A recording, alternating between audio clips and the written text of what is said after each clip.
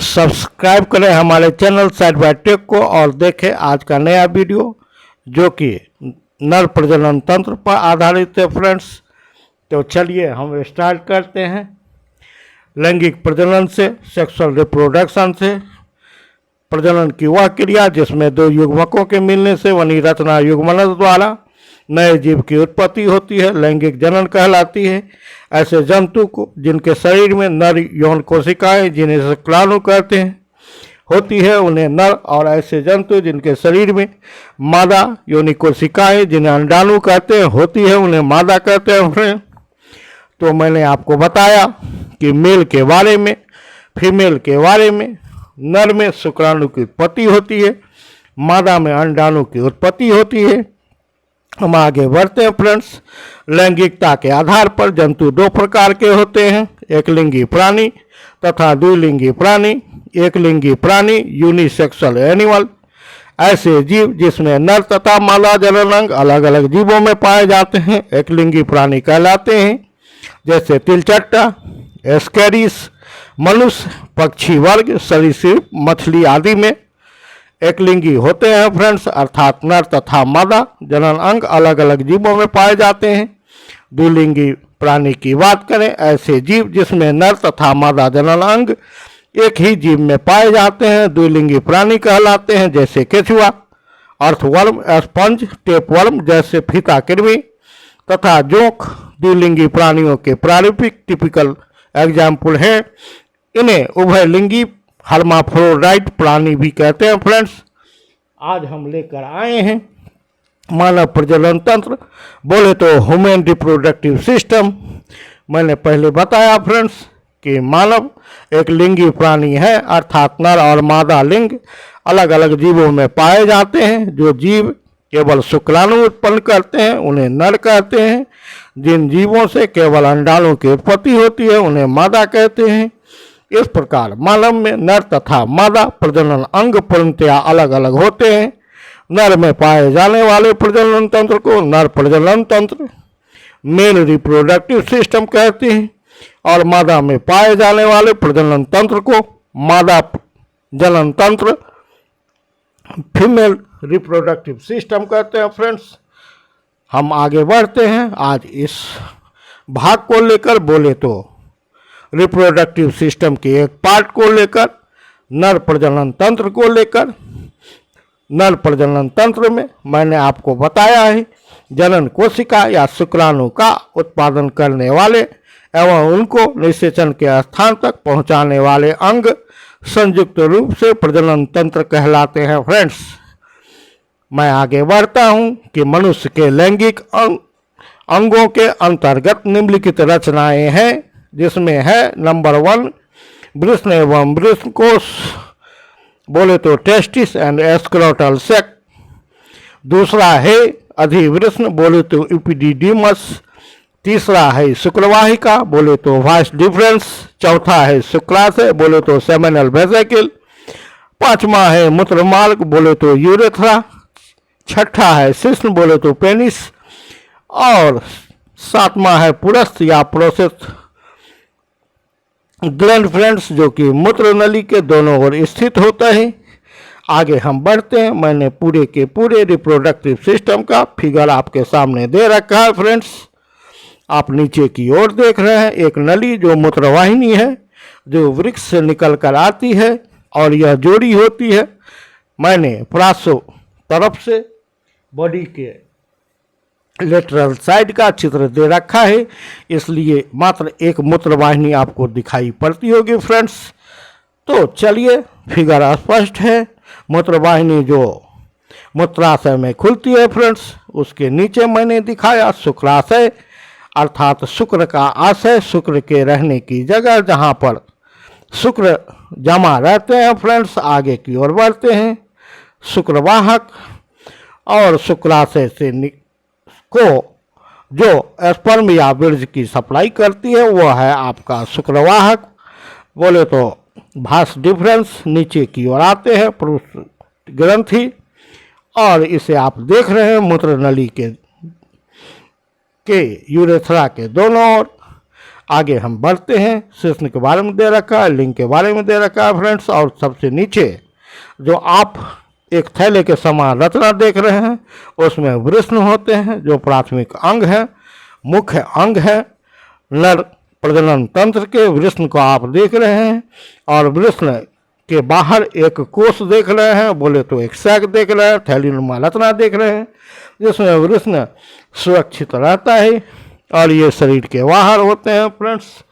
और इसमें जो वृषण रहता है उसमें शुक्राणुओं के निर्माण के लिए एक उचित तापमान की जरूरत होती है, जो हमारे शरीर के ताप से लगभग 3 सेंटीग्रेड के आसपास कम रहती है फ्रेंड्स। अगर 37 डिग्री सेंटीग्रेड है तो 35 के आसपास इसके स्क्रोटल सेक का तापमान रहता है। For the formation of sperm, बोले तो स्पर्मेटोजेनेसिस। आगे की ओर बढ़ते हैं फ्रेंड्स। पुनः एक बार फिगर को हम लोग देख लेंगे और फिर प्रत्येक प्रजनन तंत्र के प्रत्येक अंगों को देखेंगे एक एक करके। आप इसे याद करेंगे, देखेंगे किसका कहाँ क्या पोजीशन है। तो बढ़ते हैं फ्रेंड्स, अंगों के बारे में मैं आपको जानकारी दे रहा हूँ। चलिए फ्रेंड्स, सबसे पहला है वृषण एवं वृषणकोश। वृषण नर में पाए जाने वाला प्राथमिक जनन अंग है। वृषण नर जनन ग्रंथियां हैं, इनकी संख्या 2 होती है। VVI फॉलोकर्मी एग्जामिनेशन के वृषण किस प्रकार का अंग है। दूसरी बात, यह नर जनन ग्रंथियां हैं। तीसरी बात, इसकी संख्या कितनी होती है। मैंने आपको यह भी बताया वयस्कों में प्रत्येक वृषण अंडाकार होता है, जिसकी लंबाई 4 से 5 सेंटीमीटर और चौड़ाई लगभग 2 से 3 सेंटीमीटर होता है। वृषण सघन आवरण से ढका रहता है। प्रत्येक वृषण में लगभग 250 कक्ष होते हैं फ्रेंड्स, बोले तो चैम्बर होते हैं। आप इसे भी याद रखेंगे। वृषण के कार्य के बारे में मैंने बताया कि वृषण में पहला काम होता है शुक्राणुओं का निर्माण। दूसरा काम होता है नर हार्मोन टेस्टोस्टेरोन की उत्पत्ति। वृषण में शुक्रजनक नलिकाओं द्वारा शुक्राणुवाहक कोशिकाओं की उत्पत्ति होती है। शुक्रजनन कोशिकाओं द्वारा शुक्राणु निर्माण की क्रिया को शुक्रजनन कहते हैं। नेक्स्ट पॉइंट है फ्रेंड्स, शुक्रजनन नलिकाओं के बीच अंतराली कोशिकाएं समूह में पाए जाते हैं। ये नर जनन हार्मोन टेस्टोस्टेरोन हार्मोन का स्राव करते हैं। मैंने पहले भी बताया था, टेस्टोस्टेरोन हार्मोन को पुरुष हार्मोन के नाम से भी जाना जाता है। VVI for examination point of view. आगे हम बढ़ते हैं। टेस्टोस्टेरोन का क्या काम होता है फ्रेंड्स। तो यह मनुष्य में गौण लैंगिक लक्षणों, बोले तो सेकेंडरी सेक्सुअल कैरेक्टर या द्वितीयक लैंगिक लक्षणों सेकेंडरी सेक्सुअल कैरेक्टर्स को विकास और नियंत्रण सहायक होता है। मैं आपको बता दूं प्राथमिक लैंगिक लक्षण के बारे में, तो इसके अंतर्गत आते हैं आपको लिंग और शुक्राणु अंडकोश वगैरह आदि। हम बढ़ते हैं फ्रेंड्स गौण लैंगिक लक्षणों के बारे में, जो कि नर में होता है। लड़कों में विकसित परिवर्तन गौण लैंगिक लक्षण है। अधिक मांसपेशियों के निर्माण, चौड़े कंधे और सकरे कूल्हे का विकास, छाती पर बाल का उगना, कंठमणि का परिवर्तन, जिसके परिणाम स्वरूप आवाज भारी होती है। वृषण परिपक्व हो जाता है और शुक्राणु उत्पन्न करने लगता है फ्रेंड्स। आगे हम बढ़ते हैं शुक्राणु की रचना के बारे में। तो शुक्राणु में 3 भाग में विभाजित रहता है। पहला है सिर, दूसरा है गर्दन और तीसरा है पुच्छ, बोले तो हेड, नेक एंड टेल। और तीनों के बारे में मैं आपको बताता हूँ, एक एक पॉइंट को आप याद रखेंगे। और फ्रेंड्स मैंने यहाँ पर तस्वीर दिखाई है आपको शुक्राणु की।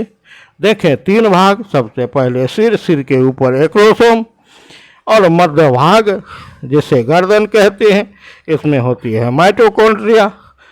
अग्रभाग में न्यूक्लियस होता है फ्रेंड्स, पीछे के भाग में पुच्छ होती है। बिल्कुल ही इसका विस्तारित अध्ययन आप करेंगे। मैं बढ़ता हूँ आगे की ओर फ्रेंड्स। सबसे पहले सिर के बारे में। शुक्राणु का सिर का हिस्सा हमेशा अंडाकार होता है। सिर के हिस्से में एक्रोसोम मौजूद होता है और एक्रोसोम शुक्राणु के सिर के ऊपर आधे के हिस्से में मौजूद होता है। यह एक प्रकार का एंजाइम स्रावित करता है जो निषेचन की क्रिया में सहायक होता है। इसमें पुरुष की आनुवांशिक जानकारी होती है, इसे भी याद रखेंगे। गर्दन की बात करें तो शुक्राणु का मध्य भाग गर्दन कहलाता है। यह शुक्राणु का सबसे ताकतवर हिस्सा होता है। इस हिस्से में माइटोकॉन्ड्रिया होता है जो इससे के तैरने के लिए मददगार होता है। बोले तो mitochondria is the power house of the cell and it generate ATP as energy. यह एटीपी के रूप में ऊर्जा प्रदान करती है, जिसके कारण हमारा जो शुक्राणु है वह काफ़ी एक्टिव होता है। आगे हम बढ़ते हैं इसके तीसरे भाग की ओर, जिसे हम पुच्छ कहते हैं, बोले तो टेल कहते हैं। शुक्राणु का तीसरा हिस्सा पुच्छ है, जिसमें प्रोटीन होता है, जिससे वह अपने आप को आगे की तरफ बढ़ा पाता है। एक शुक्राणु का पूरा आकार सिर से लेकर पूंछ तक 0.05 होता है फ्रेंड्स। एक औसत स्खलन में शुक्राणु की संख्या 20 से 20 लाख तक होती है फ्रेंड्स। शुक्राणु की लंबाई 5 माइक्रोन होती है। शुक्राणु का जीवन काल शरीर में 30 दिन, जबकि मैथुन के पश्चात स्त्रियों में 72 घंटे तक ये जीवित रहते हैं। और मैंने दे रखा है विश्व स्वास्थ्य संगठन WHO के हिसाब से, वर्ल्ड हेल्थ ऑर्गेनाइजेशन के हिसाब से, एक सीमेन के नमूने में 40% शुक्राणु सक्रिय होने चाहिए, जिनकी गति 25 म्यू माइक्रोन प्रति सेकंड होनी आवश्यक है। आगे हम बढ़ते हैं वृषण कोष के बारे में बताने के लिए। तो चलिए फ्रेंड्स, वृषण कोष आप देख रहे हैं, वृषण की त्वचा की बनी एक थैली जैसी रचना में स्थित रहते हैं, जो शरीर के बाहर लटकती रहती है। इसे वृषण कोष स्क्लेरोटल सैक कहते हैं फ्रेंड्स। वृषण की कोशिकाओं द्वारा नर युग्मक अर्थात शुक्राणुओं का निर्माण होता है। आगे हम बढ़ते हैं शुक्राणु के बारे में। शुक्राणु के उत्पादन के लिए आवश्यक ताप शरीर के ताप से कम होना चाहिए। यही कारण है कि वृषण उदर गुहा के बाहर वृषण कोष में स्थित होते हैं। वृषणों के तापमान को शरीर के तापमान से 2 से 2.5 डिग्री सेंटीग्रेड कम रखता है, जो शुक्राणु जनन के लिए आवश्यक है। वृषण में एक प्रकार का द्रव भरा रहता है, जिसे वृषण द्रव बोले तो सेमाइनल फ्लूइड कहते हैं फ्रेंड्स। आगे की ओर बढ़ते हैं, अधिवृषण के बारे में जानते हैं। यह एक 6 मीटर लंबी कुंडलित नलिका होती है, जो प्रत्येक वृषण के पीछे स्थित होती है। सभी शुक्र जनन नलिकाएं बोले तो सेमनीफेरस ट्यूब्यूल्स आपस में मिलकर शुक्र अपवाहिका वास इफ्रेंसिया बनाते हैं। शुक्र अपवाहिकाएं मिलकर अंत में अधिवृषण वाहिनी इपिडिडेमस डक्ट बनाते हैं। अधिवृषण शुक्राणुओं के प्रमुख संग्रह स्थान का कार्य करता है। इसके अतिरिक्त अधिवृषण में शुक्राणुओं का परिपक्वन भी होता है। शुक्राणु यही सक्रियता प्राप्त करते हैं फ्रेंड्स।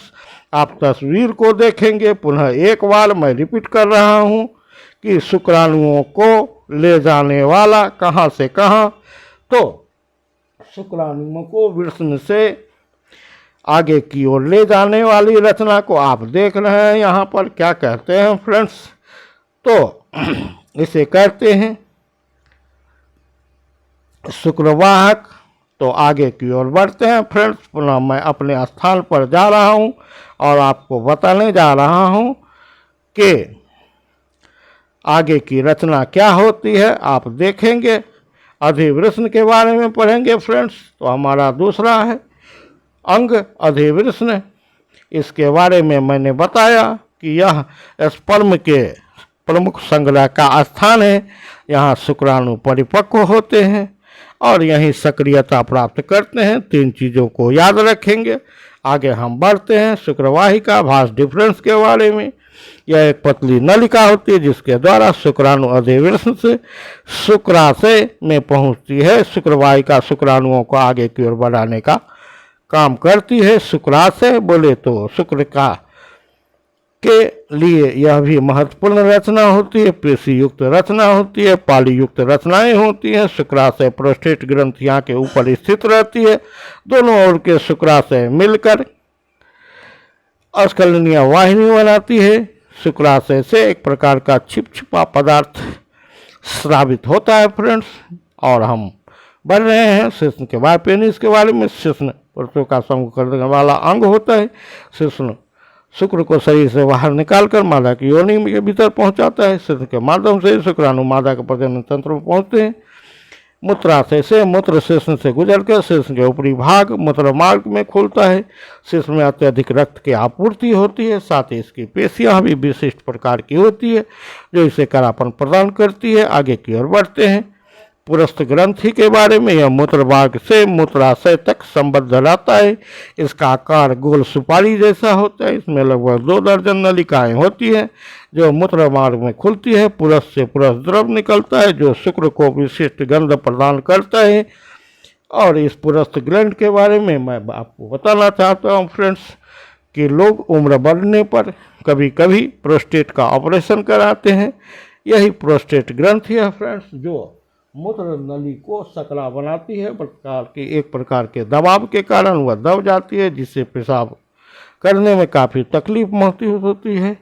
डॉक्टर इसका सर्जरी कर देते हैं। आगे मैं बताऊंगा फ्रेंड्स, जब आपको यह बताऊंगा ट्यूबेक्टोमी जिसके कारण जिसे पुरुष नसबंदी कहते हैं, इसमें आपको मैं बताऊंगा कि भास इफ्रेंसिया जो हमारी रचना है इसे काट दिया जाता है ताकि शुक्राणु जो अधिवृष्ण से शुक्राशय में पहुंचती है वह नहीं ऐसा हो पाता है। और अगर हम मादा की बात करें तो उसमें मादा नसबंदी को वेसेक्टोमी करती है। तो फ्रेंड्स इसमें क्या होता है, ट्यूबेक्टोमी में क्या होता है, वेसेक्टोमी में क्या होता है, मैं आगे बताऊंगा। और साथ ही बताऊंगा आगे के हमारे वीडियो में मादा प्रजनन तंत्र के बारे में। तो चलिए फ्रेंड्स हम समाप्त कर रहे हैं इस चैप्टर को। और फिर मैंने इसे लोड किया है कुछ कमियों के कारण, आप देखेंगे। चलिए, थैंक्स फॉर वॉचिंग।